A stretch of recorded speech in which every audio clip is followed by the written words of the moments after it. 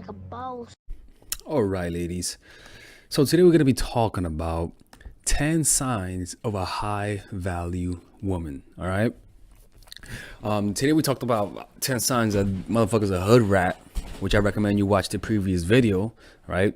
So yeah, but this one is about 10 signs that you are a high value woman. Okay. And these signs are things that if you have one of them, it doesn't mean that you're not a high value woman. But if you have both of them, that doesn't mean you're a high value woman. Okay. And I'm gonna tell you guys the most important ones, but generally, it's a combination of a lot of them. All right. So this is the first one. The first sign of a high value woman is she knows how to give people space. Your value raises not when you're there, but when you're not there. Let your unavailability raise his interest because your attention validates him. The lack of attention makes him want your validation. And as a result, it makes him think of you because you are what will fix his mind's, his insecurity because you're not contacting him as much, right?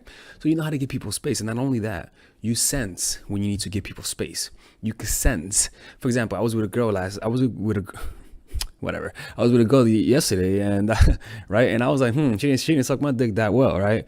And I'm like, oh, okay. I think that we're hanging out a little bit too much, and what tends to happen when you hang out with somebody too much, slowly the sex intensity lowers, right, and the comfort rises, right? So what I'm gonna do is I'm gonna take a step back, right? I'm gonna take a step back, right? So that it could raise her interest. So when you're too much there, you'll notice the guy stops having sex with you as much. Right, he'll stop doing the things he used to do. So what you got to do is not complain, but give him space. So just notice how he's acting.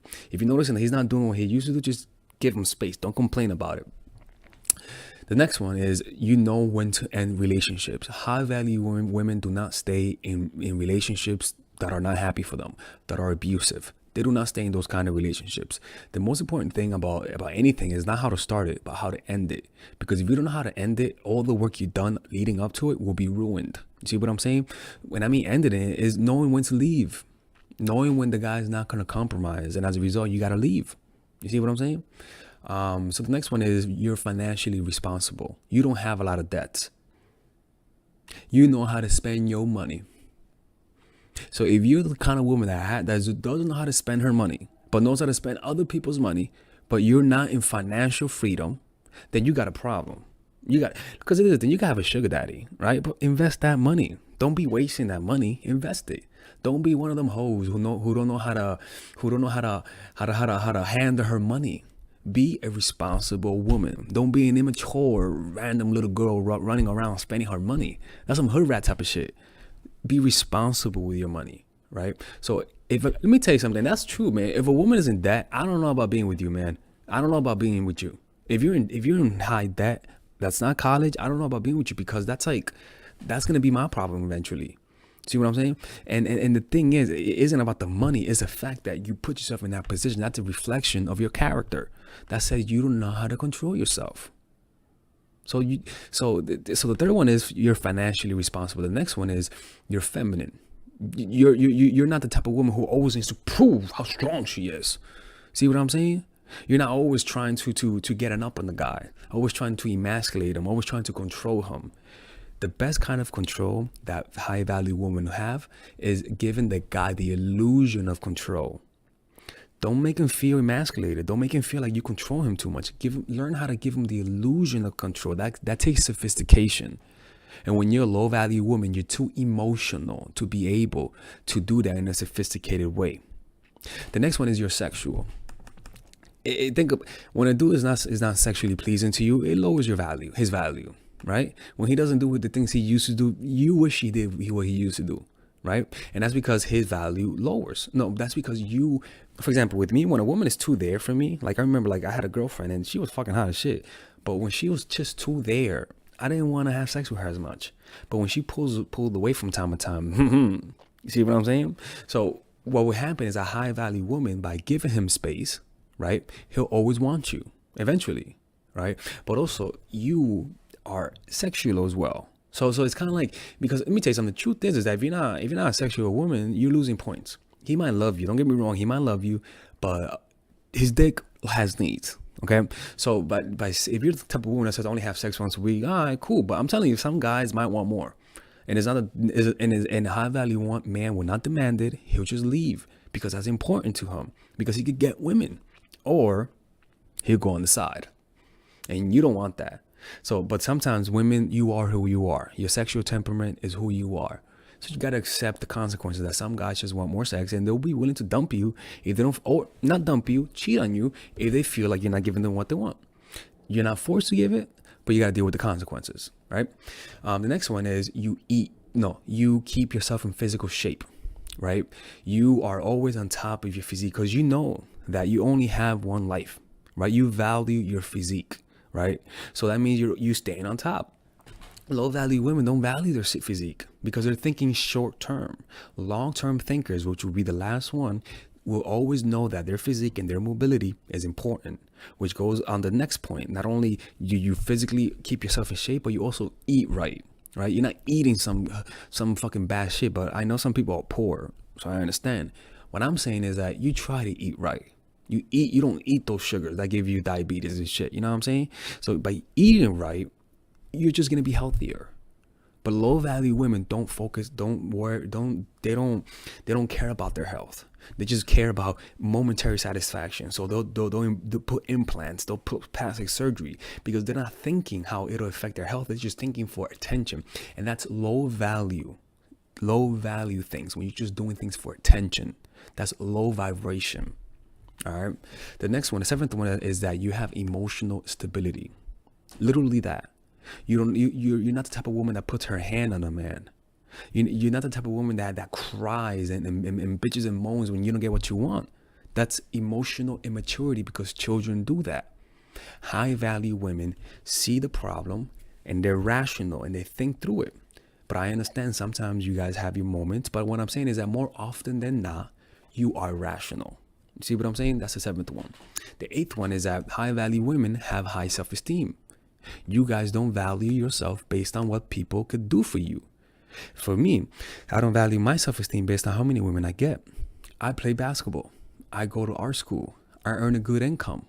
I validate myself. I don't need no one. Low self-esteem women need guys to validate them. They need guys to buy them dinners. They need guys to buy them cars, or else they won't feel feminine. You know what I'm saying? Oh yes, please comment. You know what I'm saying? So that's how it is. So low value women would do that, right? So she doesn't determine her value based on how much they spend on her, but how she's treated. She values respect over money and dick. And also the high value woman will have her money set. But also, you got to be feminine sometimes. You got to allow the guy to treat you sometimes because it helps him feel masculine. So those high value women don't, just because she has money doesn't mean that she does all the spending. No, she lets the guy spend on her because sometimes guys want to be masculine. And to some guys, masculine is buying stuff for the women they love. You know, I remember my uncle used to do that to my aunt, but she cheated on him eventually. But he loved giving. See what I'm saying? So also, feminine, high value women don't mind being the feminine one, being the one that's catered to. You know what I'm saying? But she doesn't demand it, but she doesn't mind. The problem is when you demand it and you get about it. That's the problem. And the ninth one is a high value woman is emotionally open. She's not afraid to take risk and to love someone. Low value women have been hurt and abused, and as a result, they're afraid to open up. And I understand it's what happens when you're hurt and you don't want to get in pain. But staying in those kind of relationships, in abusive relationships, will lower your value to men because you're naturally going to be more defensive and you're going to be throwing a lot of things that they didn't do on you, but because you're still processing your pain. So in technical terms, it's low value because the guy's going to say, I can't deal with that. I don't want that. And the 10th one is you set long-term goals. You don't set little goals. You set long-term goals. To me, people who know how to set long-term goals are the highest of values because in the long run, they end up the one ruling the world. Long-term thinkers. And long-term thinkers as women have more rationality. They're able to foresee things that other people don't see. And as a result, You gain more emotional stability because you could predict things. You know where things are gonna go because you planned it out. That requires an open mind. That requires you to think more dimensionally, not in a myopic way. Low value women are too much in low vibration. They're too selfish. They're thinking of themselves. They can't think outside the box. And that's what I think. Anyways, ladies, this is Alex from MindFightTraction.org. All right, ladies and gentlemen, if you guys ever want to learn how to use your feminine energy to influence people, learn how to use your masculine energy to become more assertive, and also learn how to blend both energies to improve your dating life, your spiritual life, honestly, your relationship life, your family life, your career life, this is the course for you. If I had to make a course for my nieces, I have two nieces, one is 19 and one is 15. 16. Holy shit. Oh my God, he's a bad fucking uncle. He's a bad uncle. Get him. Shut up, Melissa. You should get this course, right? And this is the course that I will make for them. So, for example, watch the curriculum, right? In the first week, we're going to be showing you how to establish a strong masculine foundation without letting it hurt your feminine energy. This masculine foundation is a source of who you are, right? It's your bodyguard. Without this, whatever feminine energy you create will be destroyed by the outside, because your masculine is your shield. So we'll talk about goal setting. We'll talk about how to develop a serious attitude. We're going to be talking about how to use more logic, how to use more goal-oriented behavior. It's more how to be a man. Now the next one is how to embrace the feminine energy, right? This one would teach you about how to minimize excessive masculine traits, developing self-awareness, healing abundant feminine energy, regulating your emotion, mastering voice qualities and facial expressions, surrendering control, and allowing pain to be felt. This is honestly, this will supercharge, like Kaioken, your masculine energy. After that, we have femininity in the workplace and how to be feminine in the workplace without letting people take advantage of you, and the nuances of how women of power should behave versus women who are subordinates in the workplace, and even the dress code. This is based on psychology, people. It's kind of insane. I'm actually excited about this one. The next week, we talk about navigating the labyrinth of male and female friendship. And this, a lot of women find confusing, so we talk about that. And how to identify envious friends, how to identify the good friends, how to keep male friends, and how to keep female friends. Week 5, we talk about how to release the burden of the past and stop and destroy mental projections. This is actually really powerful. And then week 6, we talk about how to increase your observational power so that you can read people better. And we have a bunch of bonuses. The course starts at $99, and you guys can pre-order the course today at $69 before it goes out. If you're watching this, most likely I'm in the meditation retreat, so most likely I will be praying for all of you guys. And just click on the description down below of the video. Right there, you'll see it, and you can pre-order that course. It's gonna be out by the end of next month or the beginning of February of March. One of the two, people, because I have a 10-day retreat to do, and I want to finish the course after the retreat, because I think the ideas are gonna be so much better. All right, man. I'll see you guys later. Pre-order, man. Oh, I'm closing the channel.